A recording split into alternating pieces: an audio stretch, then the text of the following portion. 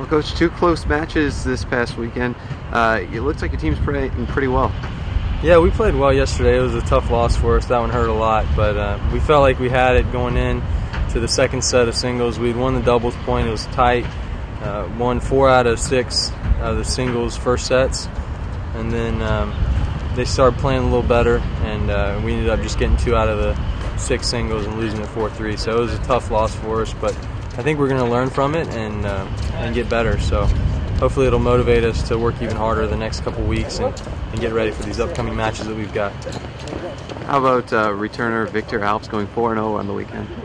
Yeah, that's a big result for him. I didn't realize he'd won all 4, but he's been working hard. He's gotten a lot better up at the net and really worked on his transition game a lot, and he's starting to come into his own here. I mean, he's playing some of the best tennis I've seen him play over the last 4 or 5 days, so hopefully he'll continue that.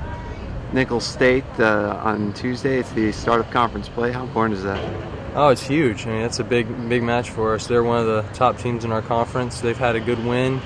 They seem a little bit streaky. Not sure what they're doing with their lineup, but they're a good team. They're talented, and they'll be dangerous.